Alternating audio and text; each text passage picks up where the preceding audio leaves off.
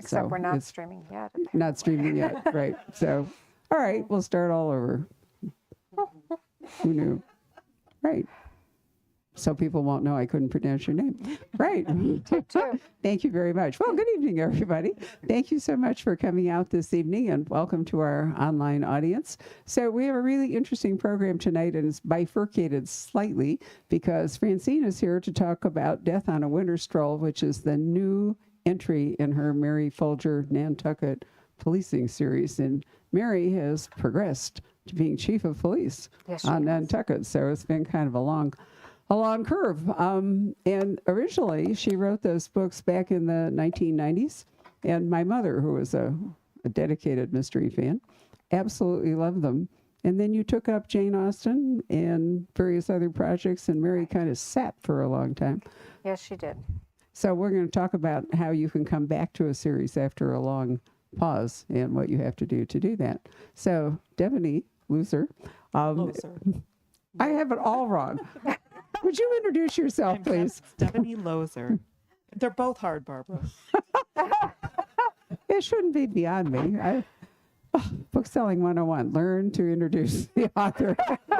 Lord. In any case, Professor Loser is here tonight to talk about her amazing new book, in which she reminds us that it wasn't all Jane Austen, or in fact the Brontes in the 19th century, and in fact the Porter sisters, who were fascinating, were bestsellers, and probably did they outsell the Brontes? I know that they certainly did better than Jane for a long time. I don't know the answer to that, and I should. I suspect that they did during the 19th century, but then not during the 20th, of course. So we're going to have one of those evenings where we challenge each other. I love it. Knows the answer. How many copies the Brontes sold in the 19th century? No, I think, which decade, Barbara? Which decade? Well, I was mentioning we'll get to that. Let's go back and talk about Mary first, and we're going to do Mary Folger, and then we're going to do the 19th century Jane Austen, the Bronte sisters, and the Porter sisters. So we really are going to open up trivia to the entire We room. are. We're going to. In any case, Francine, when you decided to come back under some publisher pressure, or was it just you to writing the Mary Folger? How did that go? Were you asked to do it, or did you want to do it? Both. So I should explain that I have written 30 books over 30 years. And so the very first novel I wrote was the very first book in the series, which is a series set on Nantucket Island, featuring a female police detective. And I wrote it as a bet with my husband because I was working as an analyst at the CIA at the time, and I hated wearing stockings. And I'm very bad at getting up in the morning, and I had to be there at 8 a.m., and I was always late, which was a problem. So I said to him at one point, I really would prefer to write fiction on my own time like Jane Austen. I want a life like Jane Austen's. I want to get up in the morning, have a little tea, take a walk in the garden, change my clothes, write for a few hours, change my clothes, go visit a friend across several miles of meadow, come back, change my clothes, go to dine with another friend, come home, change my clothes, go to a ball. And I said what I really wanted was to have work as part of life, not dominating life. So that the only time I felt was my own was the last hour of the day when I was sitting in bed reading. And I had this idealized vision of an integrated life, and Jane was my mascot. But he said to me, you're dreaming, are you a princess? That's a pipe dream. No one lives like that. And you're not going to quit your job to, quote, write in the suburbs, and you'll end up with 3 kids and 5 unfinished manuscripts in your bedroom closet, and I'm not going to let you do that because your education warrants that you not do that. And I said, oh my God, why are women today forced to justify their educations? And I accepted his bet, and I wrote my first novel the final year of my employment at the CIA, and I sold it and became a writer. That first book was the first book in the Nantucket Mystery series. It featured a female cop because there was at the time not a single female cop on Nantucket Island. Now there are many. I was just there yesterday. Over the course of the series, Mary has become police chief. She inherited policing on Nantucket because her father and her grandfather were also police chiefs on the island. And if you know anything about Nantucket, the Folgers are one of the 4 founding families of the island in the 17th century. So there's a rich heritage there, and she is the consummate native islander.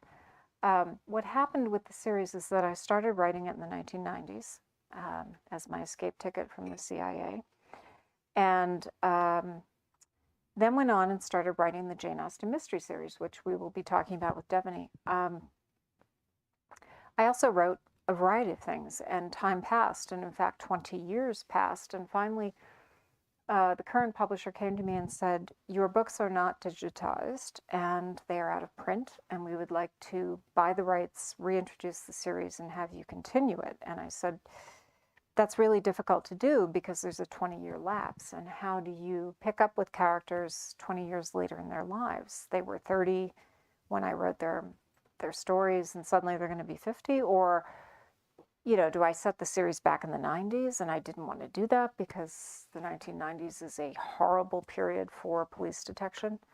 There's no DNA. There's no national database of crime statistics. There's no cell phone. There is no laptop. There is nothing that we associate currently with police detection. And I said, what I'd really like to do is revise the existing 4 books, which are out of print, not digitized, bring them forward to a sort of a contemporaneous present, and then write the next book in the series, which is what, in fact, I did. I revised the first 4 books, wrote book 5, book 6. This is book 7.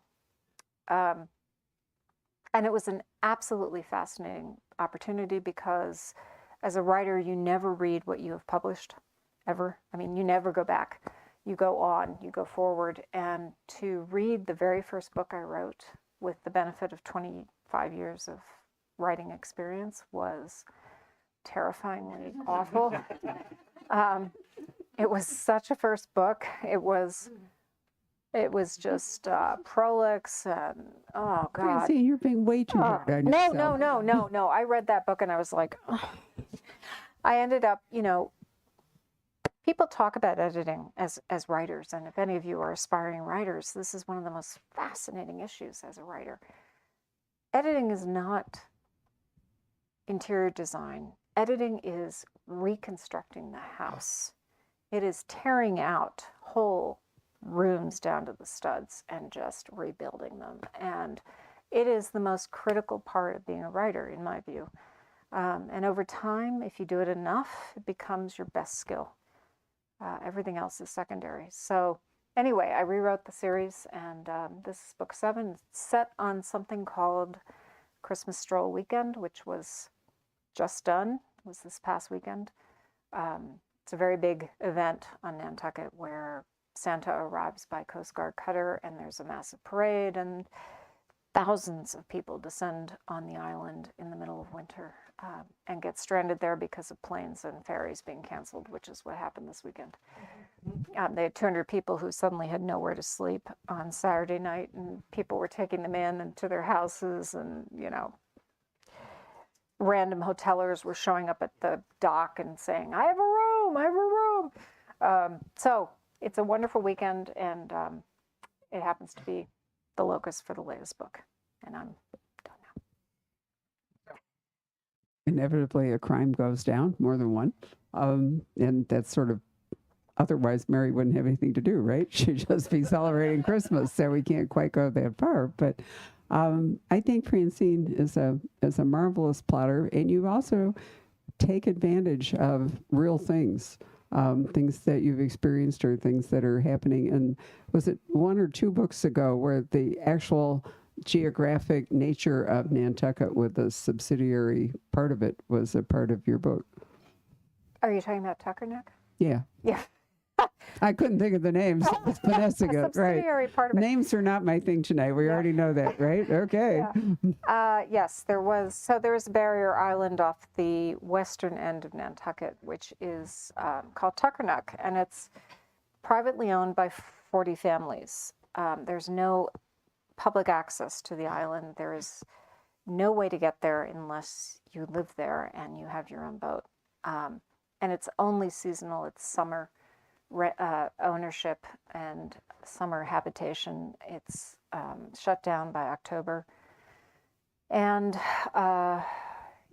there's no gas station, there's no coffee shop, there's no food store, there's no paved roads, there's no public utilities, there's no fire department, which is a huge issue. It's about 900 square acres, and I spent a year trying to figure out how to access it because it is so private that you cannot get there unless you know somebody who owns and lives there. And I ended up doing this sort of networking thing where I knew someone named Coffin, and the Coffins are one of the other 4 founding families of Nantucket. And he knew people who had summered on Tuckernuck, and I would have coffee with them, and this went on for months, and then finally they put me in touch with somebody called a caretaker, because on Tuckernuck, because there is no public access and there is no public transport, you cannot get anything to the island unless you have a caretaker, which is somebody you pay to ferry in his boat or her boat everything you need to survive to the island.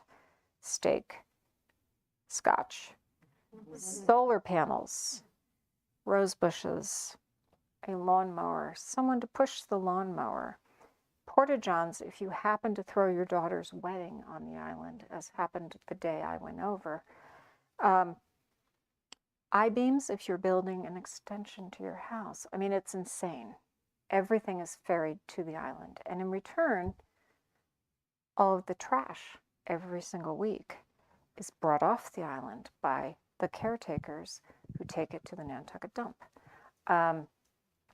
It is a massive service industry, and the people who live there only live there because other people sustain them, which is fascinating to me. So I ended up riding over with 3 caretakers named Manny, George, and Big Pete. And they were native Nantucketers. They'd gone to Nantucket High, and Manny had very few teeth, and they were worth millions of dollars. They owned a fishing wholesaler on the island of Nantucket. They owned a house on Nantucket. They owned a house on Tuckernuck. They owned a fleet of boats that transported everything to and from Nantucket to Tuckernuck, which includes medical emergencies. There's no way to land a Coast Guard boat or anything that can evacuate someone who's having a heart attack on Tuckernuck because it's surrounded by shifting sand shoals, and you only can land on Tuckernuck if you know those shoals every day. And Manny, George, and Big Pete know them. So they were very loath to take me over there, and as I was going, I had this story, which was that I was going to look at a rental cottage that a friend of mine was going to rent to me, and nobody rents anything on Tuckernuck. He goes, "What are you going to do when you get over there?" And I said, "I'm going to walk around the island." He goes, "Well, you know, it's all private. There are people there. They're not going to want you on their property." And I said, "I'll be very discreet. I'm just going to look at Potlatch, the little cottage." And they let me off, and they watched as I walked away, and I felt very observed.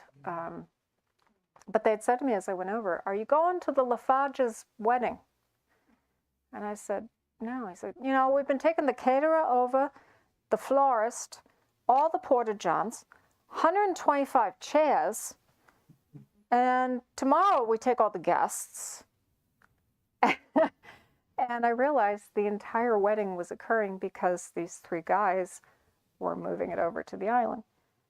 A year later, I'm on the island and doing a signing, and the girl who was married there that day comes up and says to me, "Everybody's reading this book." And she was marrying Oliver Lafarge, and she was the subject of the wedding that I had heard about. So it's a very peculiar place, and I set Death on Tuckernuck there, which is the previous book, because I wanted to think about how you would deal with a hurricane on Tuckernuck when you can't get the Coast Guard in, you can't get anybody off in crisis conditions, and that's the subject of that book. So any of you who are mystery fans here would recognize that Agatha Christie would have been really proud of Francine and definitely wanted to go to Tuckernuck. I mean, it's an ideal situation for all of that. So let's move on to Jane Austen and the Porter sisters, because after all, that's why you're here. I'm not even going to call you by name. I'm just going to finesse it and call you you. Professor. Devoney, please, Barbara. Thank you. That's okay. Right. So I thought that because Francine knows far more about Jane Austen than I do, that you could have a conversation. But what inspired you to look at the Porter sisters? Because that really is a fascinating subject. Yeah. I just want to say, too, Francine, your novels are so well researched, and that's one of the things that I admire about them. And one of the things I hope is true of Sister Novelists is that it's also well researched. Instead of putting it to the use of fiction and imagination, right. I'm trying to bring back to history two sisters who were very well known in their own day, were exact contemporaries of Jane Austen's, but have absolutely fallen out of literary history, and I think wrongly. So that was sort of what inspired me to write the book. I didn't know I was going to write the book, Barbara, when I first started reading in these letters between Jane and Anna Maria Porter, the two sisters. I just thought somebody should do it. Somebody should do that. And it took me a little while to realize that somebody would be me. And had I known that it would be 20 years later that this book would come out, I probably wouldn't have started. But I feel very proud of what I was able to unearth about these two sisters. Their lives are fascinating. If you care about Jane Austen, if you care about the Brontes, I hope that you'll also care about Jane and Maria Porter. So such is the magic of the Huntington Library, where I too have spent time, that it's seduced you into all this. But one of the things I thought was a point that you make, which I really find fascinating, and is that you say that Jane Austen, there's a certain mystique about her, some mystery about her, because her family, particularly her sister Cassandra, destroyed most of her correspondence and papers. So we don't know as much about Jane Austen as we might. Whereas the Porter sisters left reams of stuff, but it's fragmented. So part of the chase really is to try to run it all down and piece it back together. Was that part of the challenge? Yes. And, so Jane Austen, I know many of you in the audience know this well, about 160 letters survive. For the Porter sisters, there were family papers numbering in the United States alone in the 7,000 range. Wow. And they were in 3 different libraries. So to try to piece together what was happening at what year and who the people were they were referring to in some of these letters, it was a puzzle. It was a mystery. Mm-hmm. It felt like being a detective in some ways, trying to figure out in the letters when the sisters would write about having passionate feelings toward Apollo or Agamemnon. I would think, did they really know somebody named Agamemnon? And of course they didn't. They were writing in code. They were trying to use veiled names so that if somebody came across the letter or one of their relatives snatched the letter from them, they wouldn't really know who it was being referred to in the letters. But eventually I was able to decode who they were referring to when they would describe these men they had deep crushes on. Both sisters were incredibly, I think, genius writers. They invented the modern historical novel, I think, is one claim you could make, before Sir Walter Scott did, although he got the credit.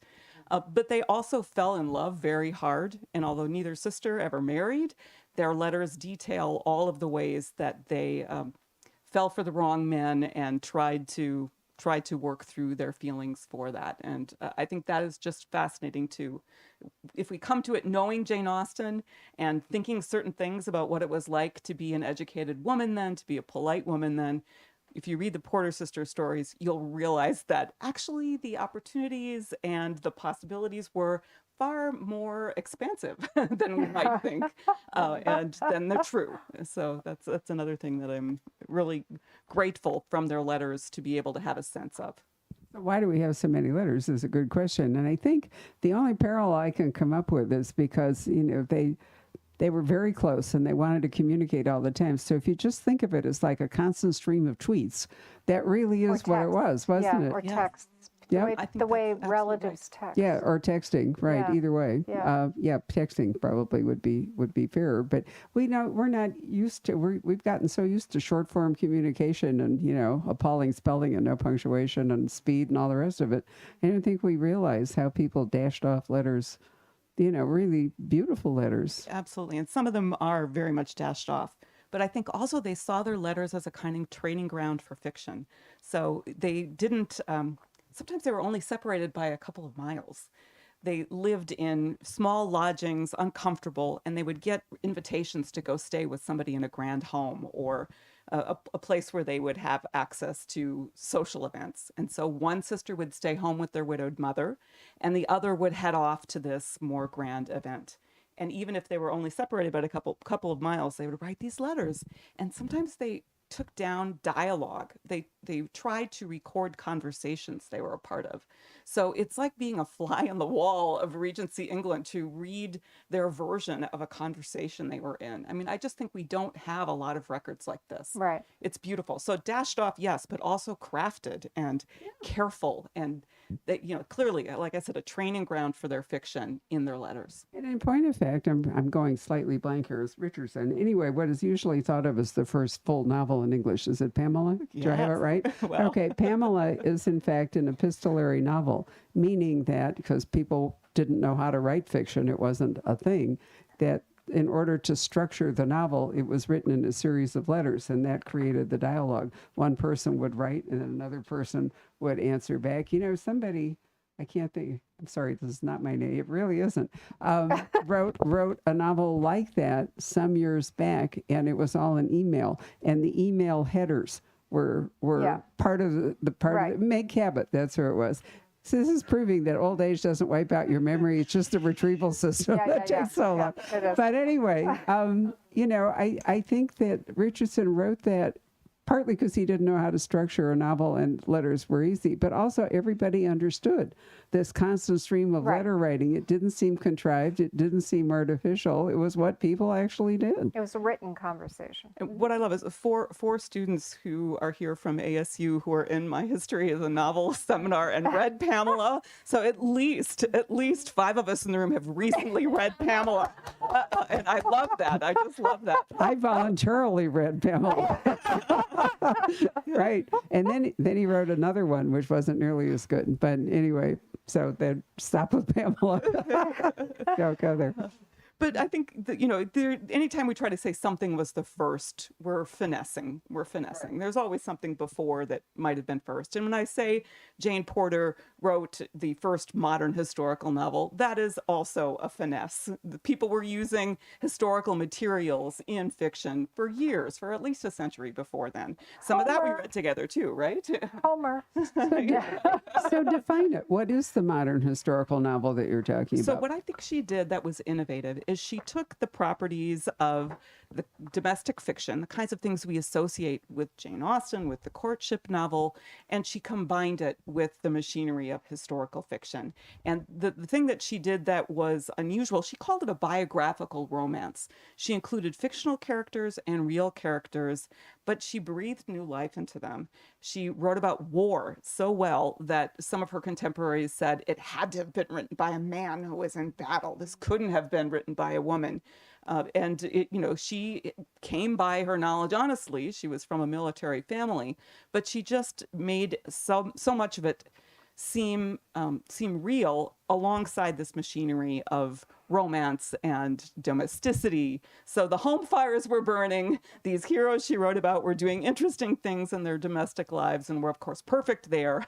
But then they were out on the battlefield and also participating in real life great events. So I think that was what was new.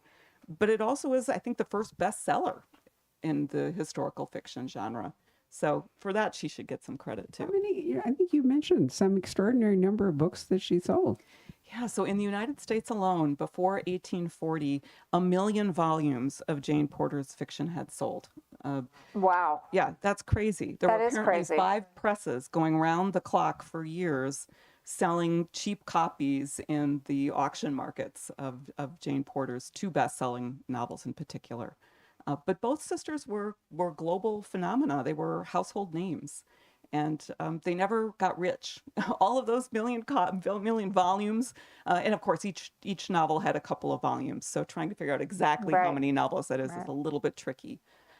But each sister published 26 books separately and together. They published, and they never got rich. They were always struggling, and so publishers were pirates all along. There's no question about that. So, Francine, tell us about you in order to write. Well, how is it that you have structured the Jane Austen novels? We've had this conversation many times about how you choose to tell.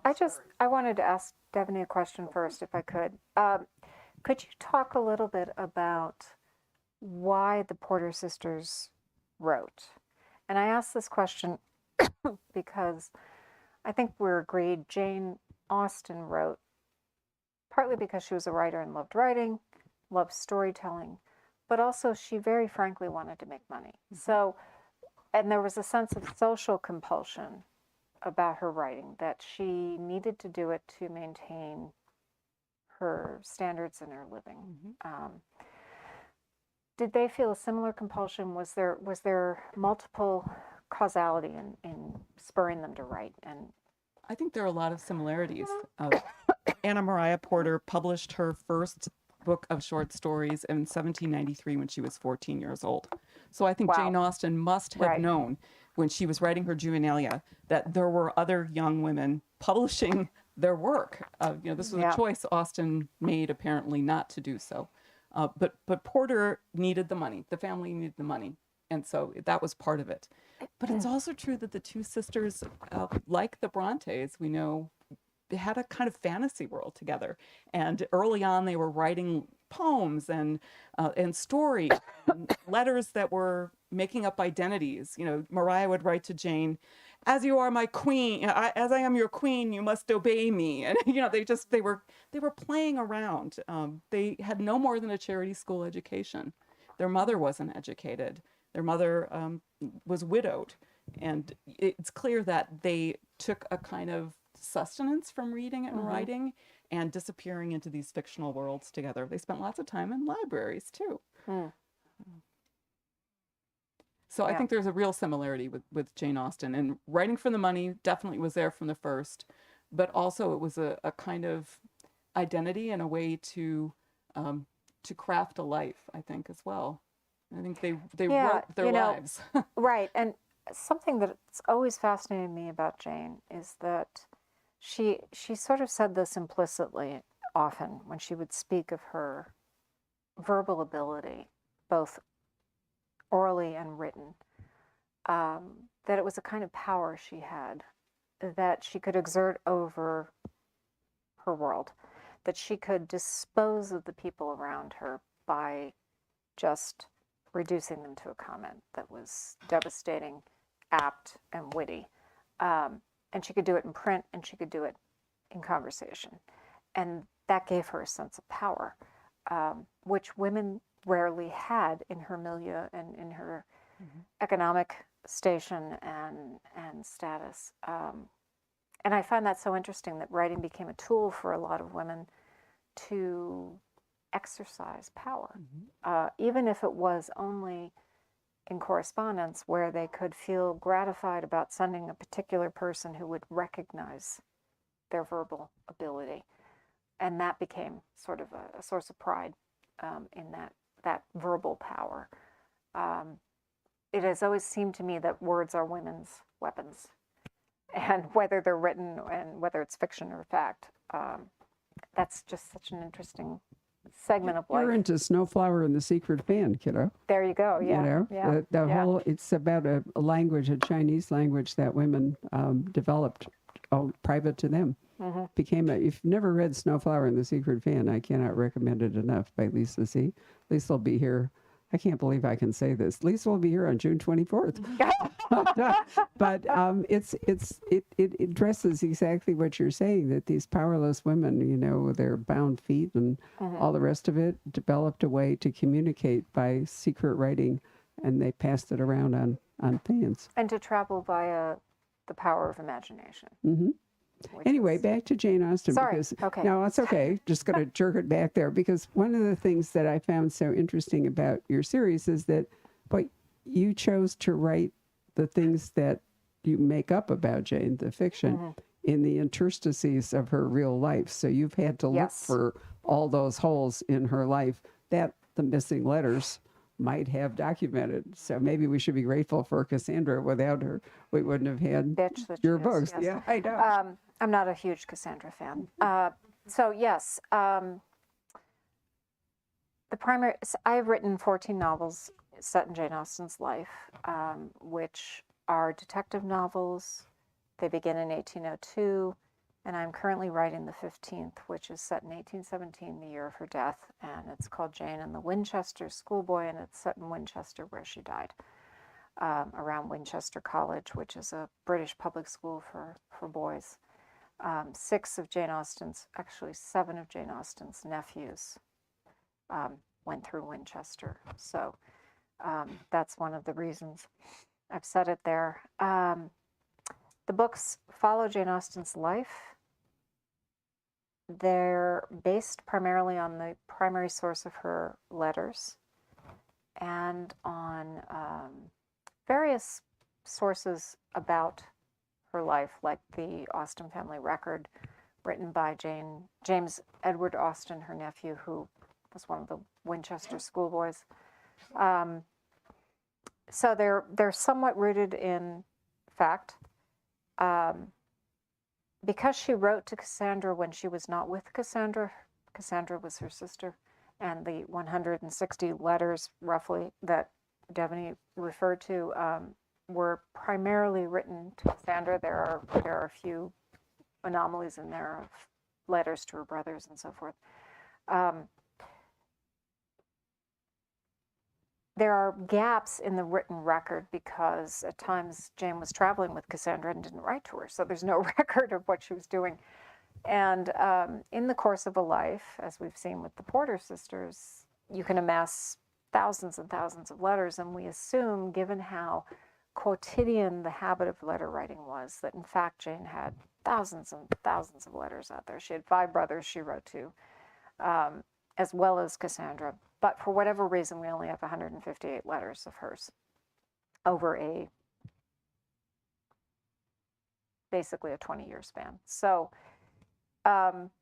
it is a kind of edited record. And I have chosen to fill the gaps with fiction. And I've had a really good time doing it. And I've been doing it for 25 years at this point. So I have been living with Jane, and it is really painful to have to dive through Jane, as I'm doing in the book I'm writing right now. But it's been kind of a privilege to live in her mind and throw my voice as Jane. It's very much the voice, if you haven't read the books, of her letters, which is intimate, first person, obviously. The voice of her novels is very massaged. It's very edited. It's passive voice in the sort of early 19th century, highly edited, highly stylized way that can feel inaccessible. But the voice of her letters is incredibly intimate. It's immediately accessible. It's intensely funny. She is a viciously funny woman. And it's also a fantastic window on her world, because she'll talk about the price of cherries as trimming, fake cherries as trimming for her bonnet. She'll talk about, somebody down the road in childbed. She'll talk about what they're planting, her mother digging potatoes. It's a very detailed and precise record of her life, and I can cull that for the fiction and have done so.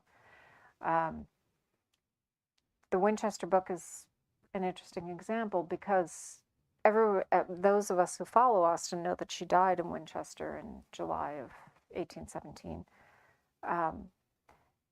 But in researching it was fascinating to me to figure out that the reason she was in Winchester at all was partly because of her lifelong friends, the big sisters, Catherine, Althea, and Elizabeth, whose younger brother, Harris, she had accepted as a possible husband and then jilted 12 hours later, because he was 6 years younger and had a stutter, and she just could not love him. And yet he was master of Many Down House, which was an amazing estate, and would have set her up for life. And had she accepted him, we would not know her name, because she would probably never have published her fiction.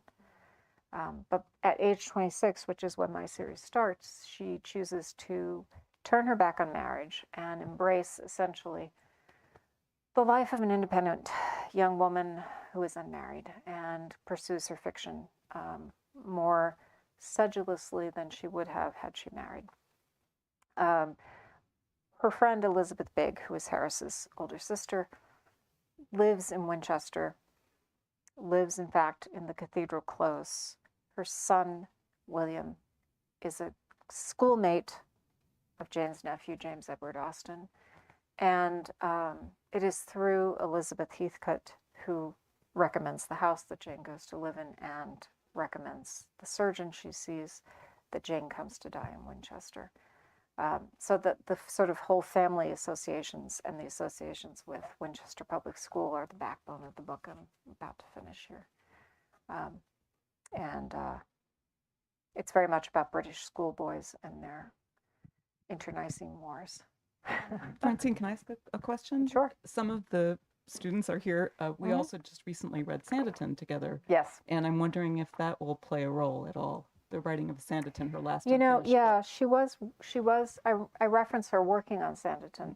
What interests me about Sanditon is that I think it sprang from her visit to Cheltenham Spa, which occurred in the book that's not here, but the current novel in the series is called Jane in the Year Without a Summer. It's set in 1816, and Jane is beginning to become ill.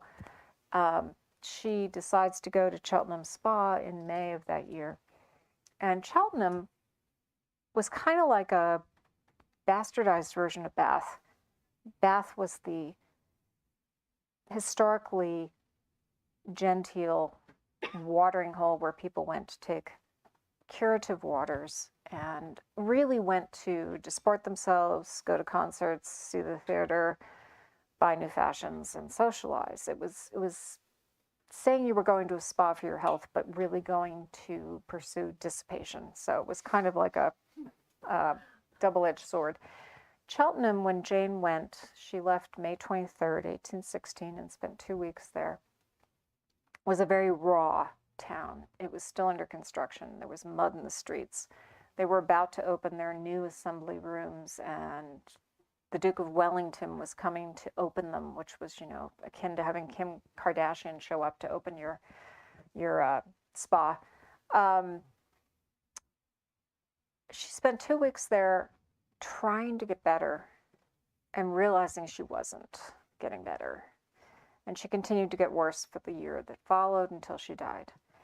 And I think there's a lot of that feeling in Sanditon, where she's looking at the raw mercantilism, the promotion, the pinning of fortunes on the puffing up of a place that can save your life or be, the fulfillment of your dreams, and come to this place, have a great time, realize your ambitions. We are all realizing our ambitions in Sanditon. I think that she got that sort of blueprint from her stay in Cheltenham, looking at the raw earth, the buildings thrown up hastily, the promenades of people, the string quartet playing as you're drinking down these chokingly awful iron-infested waters, sulfurous waters, and going home to have what was called the purge, where you basically had diarrhea for an hour. And they would recommend that you take the waters early and then have your breakfast, because you needed an interval between taking the waters and actually eating anything. It's all prestidigitation, right? And that comes through in Sanditon. So I really think that's where she got a lot of it. And then she's writing Sanditon as she dies. And it's kind of about the hollowness of the promises of being able to save yourself from something that's incurable, I think. I was going to make a comment about the British diet, in case you think in case you think that this is exaggerated, the British diet is so sludgy that constipation is a chronic condition for many people. I'm serious, in England, and so mineral waters with the iron and so forth actually work like X-Lax. And I mean, I've been to Bath and I've actually drunk the water there, but I did not have that experience. But people would often go, and it would be like, I think their liver is what they actually thought they were benefiting. They thought they were like washing out their liver. But the truth is they were just cleaning out their digestive system to kind of go back. And, let's face it, if you lived in England where central heating was not even a possibility at that point, if you were somewhere where they had hot mineral springs, Bath, I mean, even the Romans like Bath, I mean, that's where it came from. Don't you think that was part of it? It was just absolutely. To feel better all the way around? I love that we know that quack doctors at the time were just packaging up anything and saying bath water for sale. This is this kind of belief that something's going to cure you. Obviously has a very long and interesting history too. But the bath waters are fascinating. So if you have this detailed record of the Porter sisters' lives, then if you wanted to write a novel about the Porter sisters, you would not have the luxury that Francine has of being able to go and say, there's a gap here. I can make this up. Yeah, There's always a gap. There's always a gap. That is so true. I wrote about Jack Kennedy. I mean, talk about a documented life. No, there's always a gap. You can, that's the wonderful thing about history. You can always exploit a gap.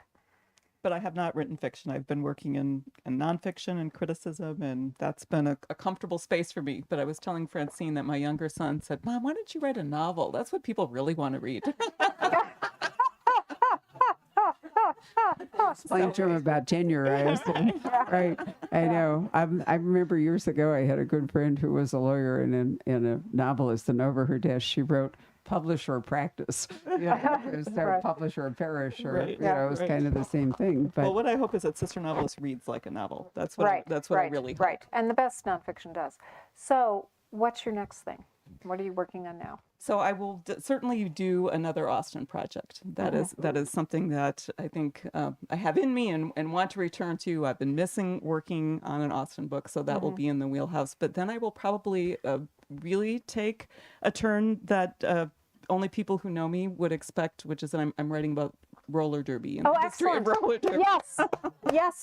So and that I've got materials for that, and I'm excited to tell academic the story. study of roller derby. Sociological study. I would try to make it narrative nonfiction. There with a subject like roller derby, and for those of you who don't know, I still skate, and I used to compete at roller derby under the name Stone Cold Jane Austen, which was a part of my life that has been great fun and sustaining. But I don't think you can write about roller derby in a driveway. You really shouldn't. No, you should not do that. Yeah. So I would try to make it lively, and there's so much about the history of it that is fascinating and untold. That's wonderful. I will buy that. My final question for you is, if there were, so some of you may know Jane Austen's brother's house, Edward, her elder brother, had estates various places in England, and one of them was called Chawton Great House, and it is now the Center for the Study of Early Women's Writing. And so they've kind of done what Devoney has done in her course, and looked at people who are in the penumbra of Jane Austen, as it were. I'm wondering if, other than the Porter sisters, who would you love to write about or research and write about?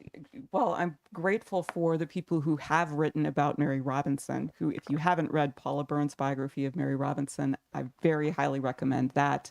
She features in this book too that there are lots of figures who deserve to be deserve to have their stories told. And the history of women's writing is what I do. I do have a couple of ideas. I'm not ready to tell them.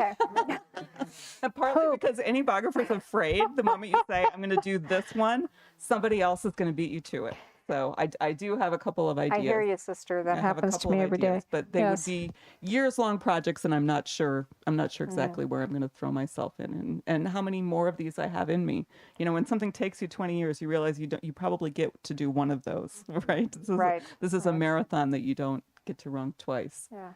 Yeah. We should mention that there are wonderful footnotes and bibliography. I mean, this is a book that, has serious academic features, right? And spurs further reading. Yep, exactly. Yeah. So if you're interested in this, you can follow the footnotes and take the reading suggestions. Actually, is the bibliography just work that you consulted yourself, or does it also sort of include suggestions? So the notes do include the places where I got details from, but I would say there is not a secondary sources reading guide in here. But I think that's something that I should add to the book's website because that is a great idea. So sisternovelist.com is where I added a lot of extra illustrations. There are 16 beautiful pages of illustrations in here showing what the sisters look like and the places that they're affiliated with. But I didn't get to include all of them, so I put some of them on the website. And that is a great idea, Barbara, to include further reading. So I'm going to add that. Thank you for the suggestion. So I have a question, which is, how come the sisters who were so intelligent, how did they keep picking these loser men? Yeah. I mean, there's a certain amount of, The men they chose were gorgeous, all very, very handsome, brilliant, talented. But I think it comes from the reform a bad boy, kind of, reform a rake feeling like, I'm going to make him a good man, which we know now, I think that doesn't work very well. But I think in the early 19th century, maybe that wasn't yet a stereotype, or at least in the circles they ran in, there wasn't a sense that this was a common mistake. So they were basically enacting The Devil's Cub by Georgette Hare in an early version. Because if you read Jane Austen, and Devoney and I have had this discussion before, and there's some attitudes in Georgette Hare you might need to take into context. I think that she is absolutely brilliant. Francine and I, and Dana Stabenow over here, another author, we can actually quote whole passages from Georgette Hare or figure out exactly what's happening. She's absolutely brilliant as and she too was not a very nice person. If you read her biography, it's kind of shattering to discover she had a real edge to her. But I think it's that power over people again.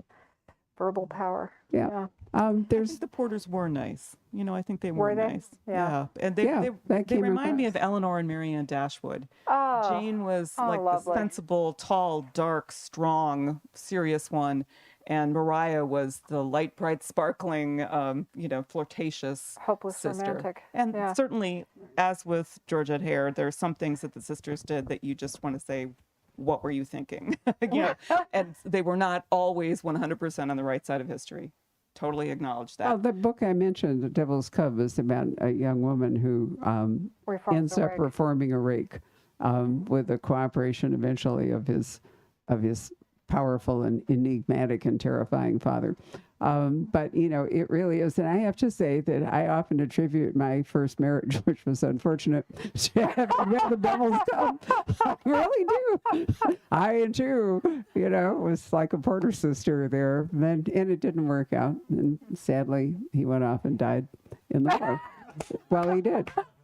That wasn't part of that, but he did die. I was a very young widow. So, but I was. I'm sorry. I know the way I put it. We're talking about murder here, Barbara. It's really true. But, I often think We that won't look into how he died. No.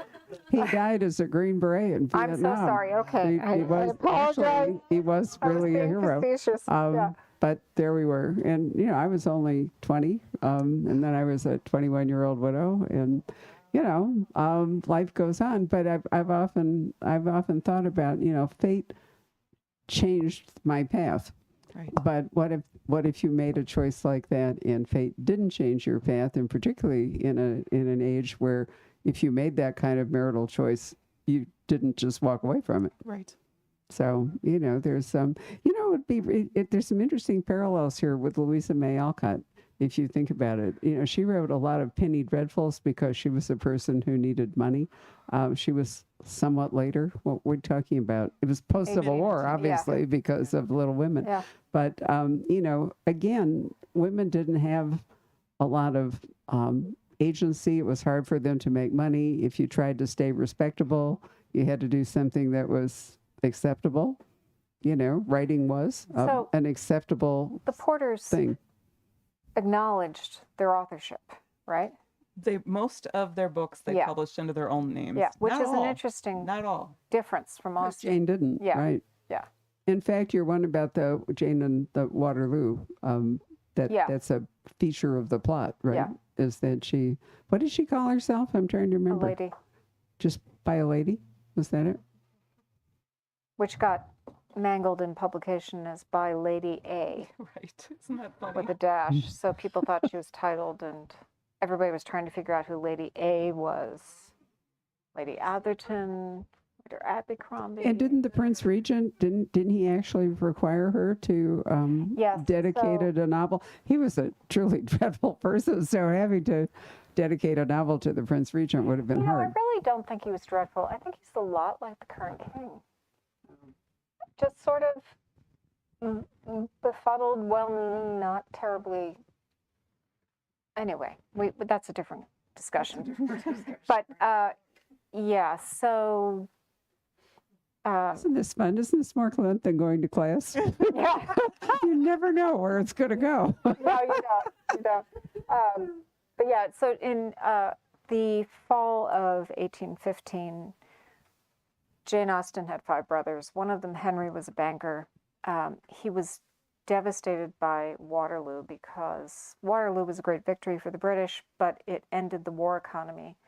And they had been spending so much money on materiel, troops, ships, horses, everything to combat Napoleon, that when the wars ended, suddenly there was this enormous recession. And it was combined with troops coming back, both from the Navy and the Army, being cashiered and being unemployed. Also in 1815, there was a volcanic eruption in the South Pacific that it was the worst volcanic eruption in recorded volcanic history. And that is still true. It created a cloud of ash around the entire globe and altered the climate for the entirety of the next year. So this economic recession, unemployment was combined with massive crop failure throughout Europe and the United States, and famine. So you ended up with food riots, bread riots in 1815, 1816, and it was basically the worst year ever. And Henry, her brother's bank, failed, and he went bankrupt. He had involved 2 of his brothers to the tune of what would be in present-day dollars. Each one of his brothers had bankrolled his bank to the tune of 1.5 million present-day dollars, as had his uncle, James Lee Parrott. And so there was a combined losses of $3 million in the Austen extended family. Henry had to sell his furniture at auction, public auction, and basically showed up and landed on the Austen family in Chawton. Jane and her mother, her widowed mother, who lived at the expense of her landed brother. So it was a horrible year. In the fall of 1815, Henry's first bank is failing. He becomes ill, some sort of lingering fever. They think he's going to die. Everybody descends on his apartment in London. Jane goes to nurse him, and he's visited because he has bankrolled the Prince Regent and his cronies, given them personal loans, which is part of why he goes bankrupt, by the Prince Regent's personal physician. Goes to visit Henry Austen, encounters Jane in his apartment or home in Hans Place, and realizes that she's the author of the novel Pride and Prejudice, which came out 2 years before, and goes back and tells people he knows in the Regent's household at Carlton House. And suddenly Jane gets a visit from James Stanier Clark, who is the Regent's personal librarian, and he says, "The Regent has all of your volumes. His daughter loves your work. We would like you to dedicate your next book to him." And this is a little delicate because Jane really hated the Prince Regent. And she disliked him because of his treatment of his wife.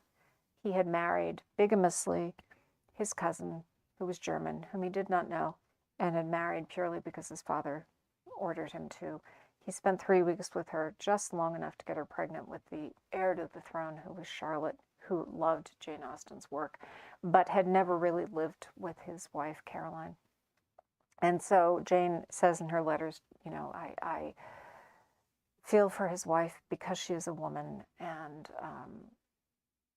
took Caroline's part against the Prince Regent, which was sort of the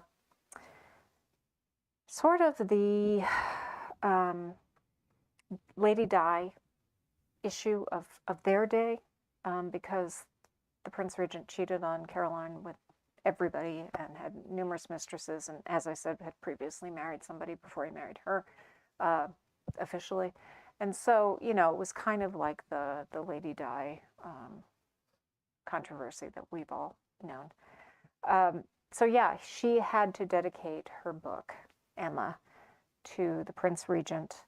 And she wrote a very perfunctory dedication and sent it off to the librarian, and he sent it back and said, no, this is really what you should say. Yeah, she had to put the more fulsome dedication in her novel and bring it out. And then she had to pay at her own expense to have it bound in leather handsomely and send off a copy to the Prince Regent as his most humble servant. And the whole thing was just really hard. And what I love about all those stories is that the Porter sisters had some similar experience to every one of those. And so all of these things, when you read them in contrast, are just that much more interesting. They also had their experience at Carlton House with James Daniel Clark. One of their brothers owed money to Henry Austen's bank. Wow. So there are all of these kinds of things. Although the Porter sisters never met Jane Austen, to my The knowledge, 6 degrees of that you can learn a lot more about Austen through the Porters, and I think we just have so much more to understand even the very beautiful description you just gave, Francine, of Austen's life and the life of those around her. There's just so much more to know. yeah. So do you think we should take questions for a please. few minutes? Please, Right? yeah. We're kind of running over here because we've all geeked out, but we do that. So does anyone have a question? Any of you students over there like to raise a hand? So, well, we know that Cassandra burned a lot of Jane's letters. So I'm sort of wondering how were the Porter sisters' letters impacted? You know that? I do. I have some inkling. That's a great question, Andrea. And, one of the things that Jane Porter, who lived longer than her younger sister, Anna Maria, one of the things she says is, I cannot bring myself to destroy anything my sister has written after her death. She loves her so much. She misses her so much. She cannot bring herself to destroy the papers, which does add a little wrinkle to how we think about Cassandra. And Jane, doesn't it? Yes. But she said, I absolutely will not destroy these, as they should be forever in the world as far as she's concerned. But she says, I don't want them published. So she wouldn't necessarily be happy that they were, in fact, not only kept, but sold at auction. And they went for a pittance after she died. There was no living relative to get them to a biographer, which is, I think, what Jane Porter thought would happen, that a trusted biographer would, read through them, take out the embarrassing bits about Agamemnon, and, leave the rest of it, the stuff that looked good, and tell the story that way. But instead, all the papers came on to the auction market, sold for almost nothing, and most of them ended up in the large home and large collection of a notorious manuscript hoarder. He wanted to own every single manuscript that ever existed. Yeah. And his heirs spent a century trying to unload all of this paper. So the Porter sisters' letters were, and I do talk about this a little bit at the end of the biography. The Porter sisters' letters were kind of locked up like a Gothic heroine in a castle, basically, for a century. And so that's one reason that there hasn't been a biography before this one of the Porter sisters. The papers were squirreled away, and then they lost their celebrity. So that's how they survived. Luckily, they weren't burned. Exactly. If you think about it, it could have been. Jane. Yeah. We always Thanks talk to about Jane. Cassandra destroying the letters, but I think it's worth mentioning that Jane's brother Frank burned all of her correspondence, which he had kept his entire life. at the end of his life. And he was a sea captain. She wrote to him constantly. They were very close. And he kept all of her letters, and then suddenly he just burned them all at the end of her life. So it was kind of a habit that people had. They thought they were protecting. Yeah. They thought they were Yeah. protecting the subject, themselves, the family, clearly. It's kind of like deleting your text messages. Actually, that's a really big question today is if somebody dies, what happens to all of their social media, all of their electronics, all the rest of Oh, it? yeah. You know, it's something interesting to think about, that this issue hasn't gone away. It's just changed form, right? Yeah. I have one for Francine. So, Francine, I've read all of the Mary series, and I absolutely love them. And Mary has grown throughout the entire series. What is it that you do to make sure that your characters develop and grow throughout all of your novels, making them as much alive as possible? It's a really interesting question, simply because of the revision of the series. So, as I mentioned earlier, I rewrote the first 4 books. And part of that was tightening the writing, updating the technology, deleting references to Vietnam, things that were archaic for now. But I also had to change Mary's character to a degree, because it was fascinating to me as somebody, I'm almost 60. I go back to read the book I had written when I was 30, and I recognized that the young woman I created was less interesting than the young women I saw my sons dating. And I realized that, you know, I came of age when Title IX was passed. And I mentioned that specifically because I grew up in a world where girls didn't compete in sports. The kids who came up with my kids had a totally different experience of being girls and young women. And I felt Mary didn't necessarily represent their reality in her original form. And she was too tentative, she was too weak, she was too dependent on men in her life. And that didn't work anymore. So part of the luxury of revising that series was to create her as a 30-year-old today would be, as opposed to a 30-year-old in the 90s. And that 30-year difference is profound in the way women carry themselves in the world. So I like to think that she is a stronger character, a more independent character, a more realized person in the current iteration of the series than she was originally. And that was a conscious choice. Yeah. Oh, sorry. I have a question about like how possible is it to find things the Porters wrote and like to read their fiction, and is there something in particular that might be like something on the level of that would capture the imagination? So most of their books are available on Google Books or some on Project Gutenberg. There are people who've brought them into modern editions, however, with great footnotes and introductions. And Thaddeus of Warsaw, there's a great edition from Edinburgh University Press, edited by Tom McLean and Ruth Knežević. And there's a great edition of Jane Porter's second bestseller, The Scottish Chiefs from 1810, that came out from Broadview Press. That book, interestingly, continued to be popular into the 20th century. It was a Classics Illustrated comic book in the 1950s. So if you want to know, both of those are probably the ones you could find an edition that would tell you, here's where Jane is messing with history, here's where she's more accurate in her history. If you care about that, a modern edition will tell you that. If you don't care, then you can find a freely available edition another place. But there was actually a novel, Honor O'Hara, by Mariah Porter, that was written in the style of Jane Austen. It was clearly an homage to Jane Austen. And there is a record of Robert Kerr Porter, the sister's favorite brother, and Charles Austen, Jane Austen's naval brother, meeting. And Charles Austen is reading Honor O'Hara. So I just imagine that the two brothers, Robert Kerr Porter and Charles Austen, must have been having conversations about their famous sisters. This was in the 1820s after Jane Austen was dead. But so there is a very much an Austen-like Porter novel, and that's Honor O'Hara. Interesting. I mean, if you kind of think that, if you think that on some level, Jane was writing homages to Fanny Burney, or it's this. Yeah. I was going to mention earlier that I remember an absolutely fabulous biography of Fanny Burney. Unfortunately, I do not recall who read it. I mean, who wrote it, but I loved it. I thought it was wonderful. Kate Chisholm or Margaret Duty or I just don't remember, but I was fascinated with it.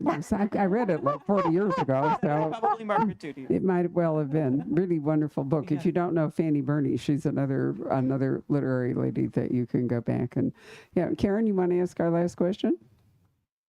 So I guess my question is sort of kind of tying to the Fanny Burney, but I'm thinking about Mariah Edgeworth and Yeah. all of these women. Anne Ben, whose Sure. first book Orinoco was 1680s, I think, somewhere in there. I mean, there's definitely a trajectory of these women who, back when I was in grad school in like the 1990s, there were editions coming out of their work, and of course Austen was always there. Virago. But why? The Virago editions. Sorry. The Virago editions. Yeah, the Bragos and Yeah. and like even Penguin was putting out Mhm. Mariah Edgeworth and of course Anne Radcliffe. Anne and Radcliffe. those. Why were what Yeah. was different about the Porters that back in that time period, like 30 years ago or 20 years ago, whenever? Why weren't their works getting kind of rediscovered? I think Sir Walter Scott wiped them out. Okay. I think they got classed as children's literature and abridged, and so therefore weren't taken seriously in the academy. But also, I think historical fiction doesn't travel as well. We read Hilary Mantel and love her work now for good reason.